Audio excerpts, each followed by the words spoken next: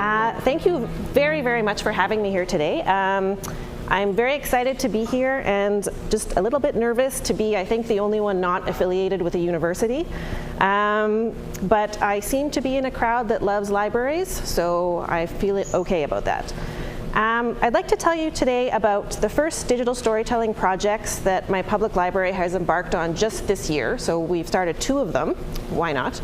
To think about why this work is a fit for the public library of today, and some of the things that are on our minds at this particular stage of the project that we're at. Okay, so first, a little bit about my library, EPL, or Edmonton Public Library. It's just over 100 years old. In 2014, we won Library of the Year. And in this photo, you can see our mayor, John Ivison, celebrating in front of the downtown library. So he's a big supporter of the library. We like that very much. We have 20 locations all around the city, which you can see is kind of bordered by a ring road here. And we also have 4, we call them literacy vans. They're called EPL to go, that go out to underserved areas.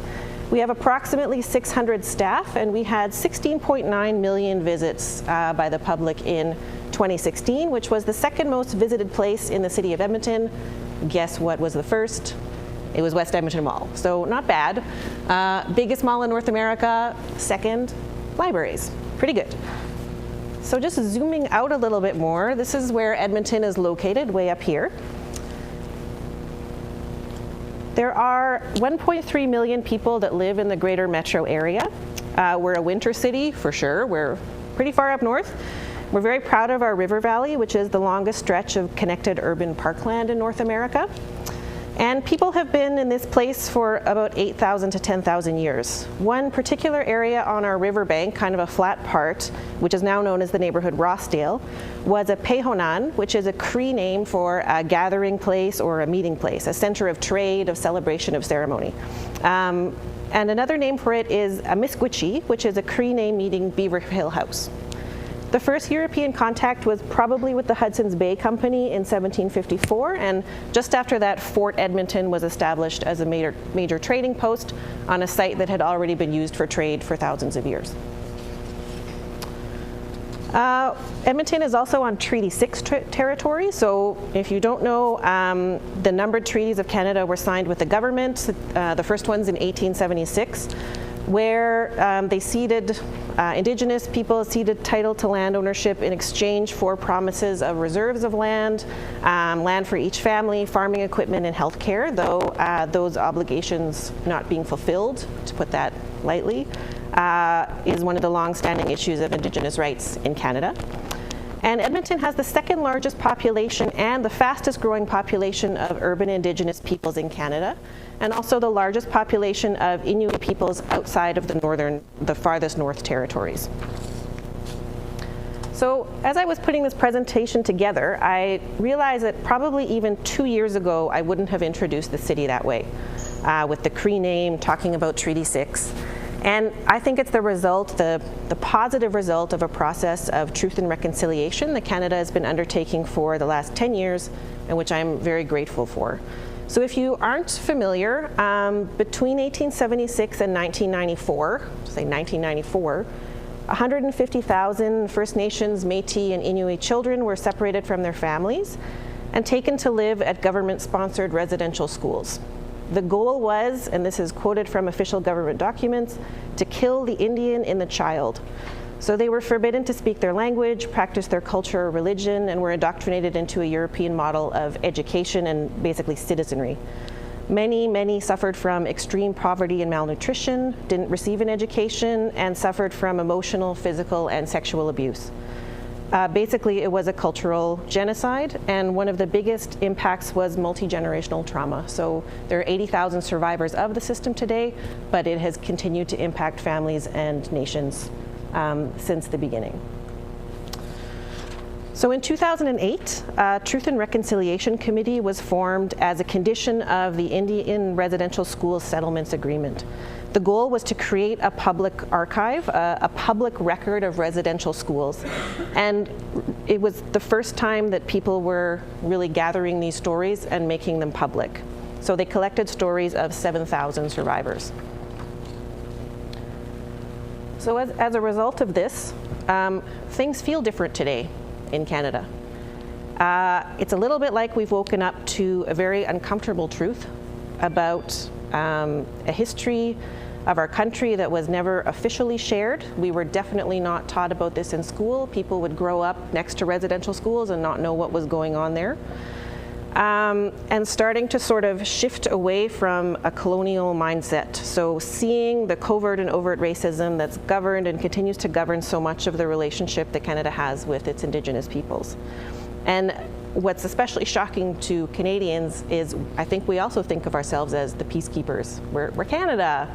We are a multicultural mosaic, which is what you can see represented in both the logos, the design for the centennial in 1967 and this year's sesquicentennial in 2017. You know, we're the country that let in 40,000 Syrian refugees. We're supposed to be better than this.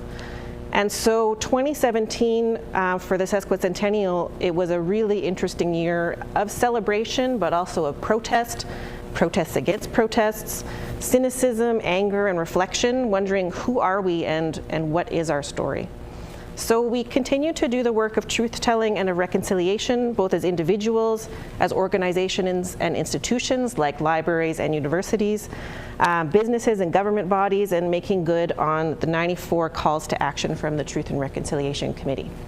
So one of the other things positive from the sesquicentennial year is government grants were available.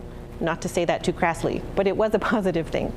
And it really helped us with both of our projects. The first one I'll talk about is called Voices of a Misquitchie, and the second is called Edmonton Stories.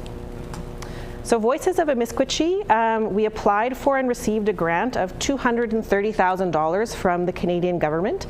And that money was basically to build a website that would host Indigenous stories. We used it to buy professional quality recording equipment and to hire a full-time project coordinator and a part-time videographer for 1 year.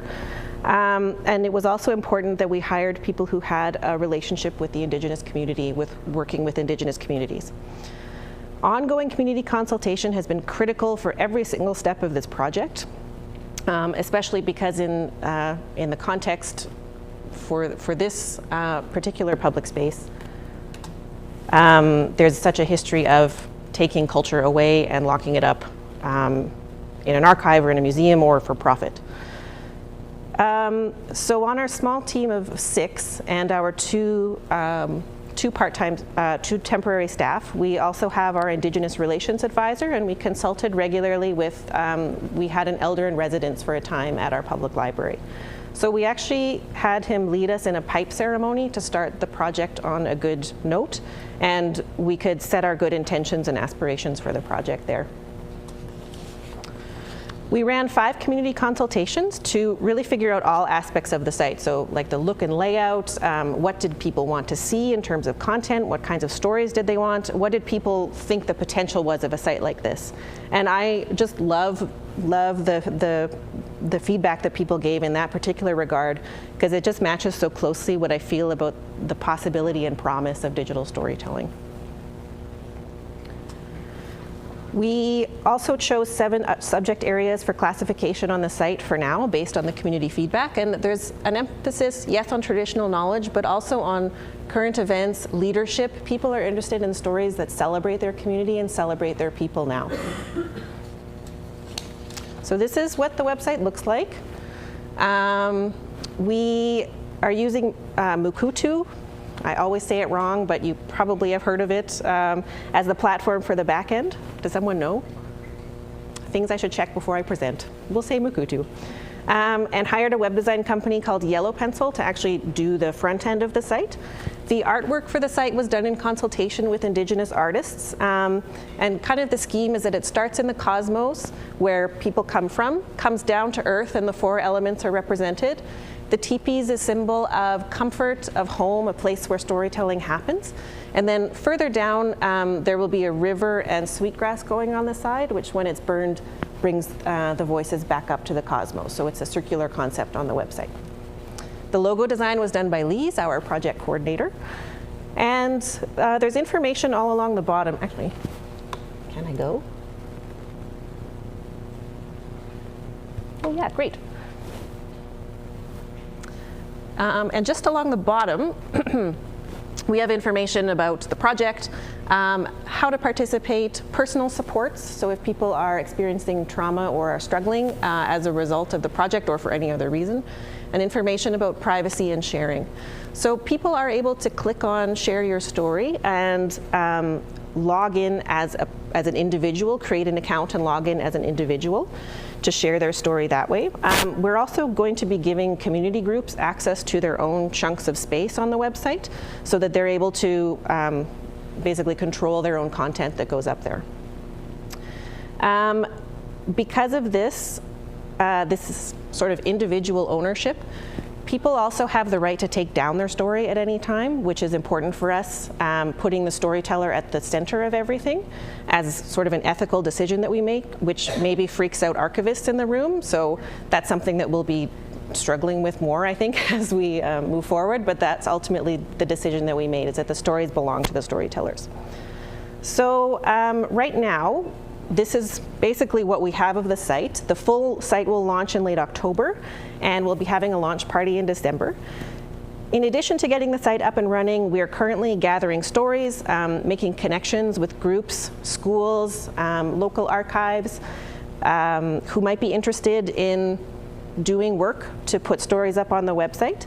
We're running workshops on the technical aspects of how to put together a story, also about storytelling and narrative in general, like yes, how to use recording equipment and editing equipment, but also how do you actually structure a story for a media platform, and of course ethical considerations about sharing your own and other stories. So that's our first one. The second project is called Edmonton Stories. It also received a grant from the Government of Canada, this time $14,700, and this was really to purchase equipment. So we bought 20 kits that circulate so the public can take them home, and those kits have a digital audio recorder and a book called Getting Started to Oral Histories. And we also bought 2 kits that can be borrowed by staff to use in programs in the library or as part of community outreach. So in one of the kits, we bought 10 iPod Touches with plug-in iRig microphones, and the other one has a DSLR camera, a handheld video camera, and some lapel mics. We had a team of 5 staff who started meeting in October of 2016 to come up with a plan of how we're going to make this happen. How are we going to gather stories for this project? So we became known as the programming and training team. And basically we had to train the trainers model. So we trained ourselves, first of all, by reading everything we could get our hands on online. So please continue to publish your research in open access publications and post them on websites. That's my pitch. But also thanks to grassroots organizations like Story Center that make those tools available for people not affiliated necessarily with an institution or who have that expertise. So we plowed through all that material. We also connected with a local group who actually had done Story Center training, and they trained our staff. We in turn turned that into a training session for EPL staff, and we have had now about 90 staff go through. It's an online component and a face-to-face workshop with some homework, which you can probably guess is making their own digital story. A lot of the information that we gathered and that we created for staff, we also put up publicly on our website because we want to make that an opportunity for just members of the public who don't want to do anything with the library other than maybe use the site as a platform to share. On the grant application, we were asked to specify which audiences we were targeting with this, and we just chose all of them. So our targets are youth, seniors, newcomers, Indigenous peoples, and the Francophone communities in Edmonton. And we really just started saying, like, everybody in Edmonton, tell us a story about Canada, something. And if you have a story and you're in Canada, it's probably a story about Canada. Good enough. And because of that sort of broad scope for this project, we really emphasize in the staff training finding a format that works best for the audience's interest and skill level, and also for the logistics of the library time and that event particularly. So if you have 2 hours to work with a school group of 10-year-olds, you might choose a different piece of equipment in a different format than you would if you're going to a senior center for 6 weeks. So really talking about all the different options. And we're seeing that reflected in the stories that have been uploaded onto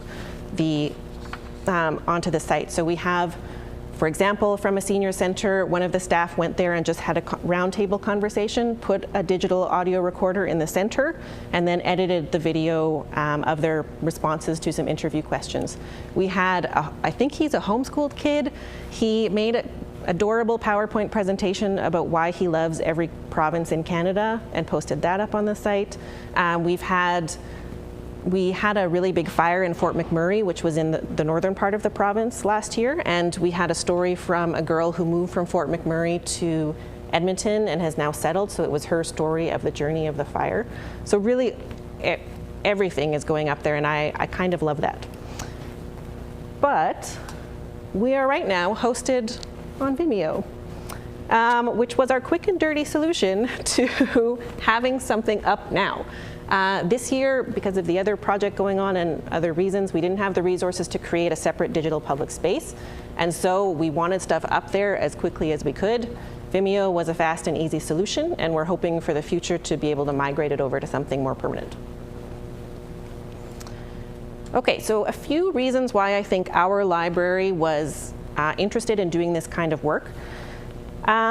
We operate with what's called a community-led service philosophy, meaning we use community needs and interests to make decisions, and we actively seek out those needs and interests, taking the library outside of the walls of the library. We also have moved into creating repositories for online content, which we call digital public spaces. The first one was Capital City Records, which is a local music site where we collect albums from local artists and then make them available for free streaming or download with a library card. So again, this idea of kind of digitized local content available publicly online. And in 2013, we opened the EPL Makerspace at the downtown location, which, if you don't know about makerspaces, they basically make creative technology accessible to the public through the public library. So we have things there like 3D printers, vinyl cutters, computers with the Adobe Creative Suite, and a sound recording studio that's there. We also have a digital conversion station where people can bring in photos to be scanned, or we have a machine that takes old video, converts it into digital format. We had also assisted two local community groups who had been undertaking oral history projects of their own through the Makerspace. One was called In Your Own Words by a group called Open Edmonton, now known as Beta City YEG, which was using kind of a StoryCorps model where they would interview Edmontonians about a particular topic. And also the Queer History Project, which was to celebrate the 30th anniversary of Pride Week in the city. So basically these community groups were coming in and wanting to use the library's facilities, and we helped coordinate and advertise and make it happen. So we knew that there was interest out there in this kind of work. These things, though, I think aren't unique to EPL. They're really reflective of, I don't want to say trends, but like this is reflective of libraries now. So when we talk about access, you know, a sort of traditional library value, we're also now talking about access to multiple perspectives, different types of stories, not just sort of the canon. We're talking also about access to technologies. When we talk about lifelong learning, it's an interest in supporting development of different literacies, whether it's digital literacy, digital citizenship, media literacy, narratives, visuals, and with things like the Makerspace, the recognition that learning happens not just through books, but with hands-on practice. And finally, I think as a means of building diversity and inclusion, this is kind of the big sticking point for me when it comes to digital storytelling. We were really lucky to have Reza Aslan come in to do a guest lecture for us on Islamophobia. And the thing that really stuck with me that he said was to combat things like Islamophobia or other prejudices, it's not so much giving information or knowledge that's important. And librarians and teachers in the crowd were like, what? It's not so much about learning as it is about relationships. So it's getting to know other people. And to me, that's the power of digital storytelling. It is that humanizing capability that this technology brings. Okay, so just quickly, some of the things we're thinking about now for this project. So we're sort of in the middle of things. Our grant funding ends in March 2018, so we're really thinking about what's next. And I'm sure many of you working with grants know what I'm feeling about this. How do you sustain a project as it has taken time over the year to build those relationships, to explain what you're doing, to get people excited, and it's not something that just kind of pops up out of nowhere and materializes. So we're really hoping that we can build a digital public space to house the Edmonton Stories project, and also that we'll be able to continue growing the Voices of Amiskwichi space. The train-the-trainer model with community groups especially can also be tricky. So if they're not interested in doing it, they just want the library to host the workshops, we're happy to do that, but that also takes a certain allocation of resources, so we need to consider that. The workshops themselves have had very low attendance. So we're working to figure out, like, what is it that people would like out of a workshop? Is it too much to ask to say, like, we're going to talk about storytelling, we're going to talk about technology, you're going to make your own story? What is the best format for people, and what's the draw for people to come out and do this? Because we actually have huge interest. Everyone we talk to about either of these projects are like, cool, this is a great idea, we love it, or we're really moved by this, and there's a lot of interest, but it doesn't always translate into stories. So what are those barriers? How can we identify those, and then how can we move past that for the projects? One of the questions that we've also kind of been talking about are questions of curation, I think. So are there stories that are like not good enough to be included? What are those stories? Do they all need to look professional looking? And some people have that expectation about a slick looking website that costs $230,000, and they're expecting to see a certain level of video up there, which maybe is not going to be what's produced by an elder who is learning to use a piece of technology for the first time.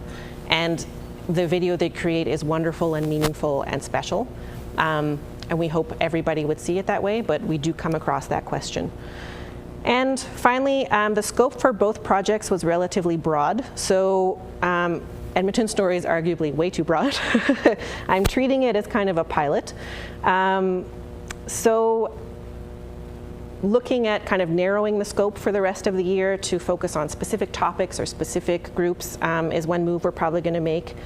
And looking ahead to whether or not we start to receive materials that are more archival in quality.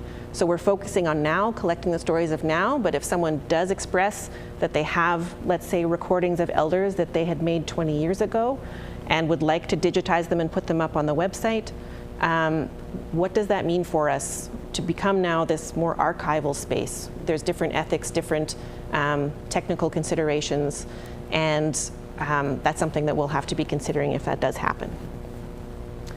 So that's all I have.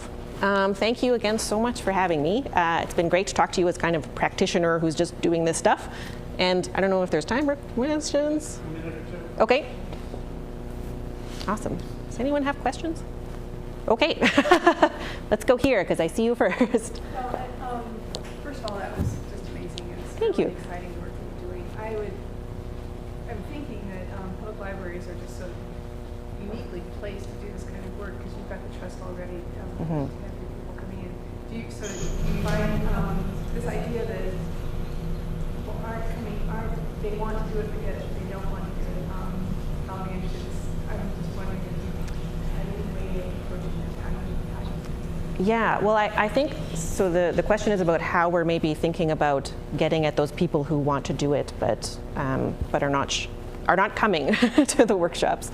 Our plan, I think, is to shake up the format a little bit. So I was really pleased to hear yesterday the presentation about the Everyday Archives, or the workshop about the Everyday Archives, which really focuses just on storytelling and on kind of building a community around the stories themselves, that in-person quality. So I think that if we move towards more of that model where we're establishing this in-person sort of storytelling collective, then that will be a foundation to translate into actual digital stories to put up online, I hope. Yeah. Yes? I understand the mechanics of fundraising and planning. Do you have any stories you can share that have reached fruition? Yes, I do. A company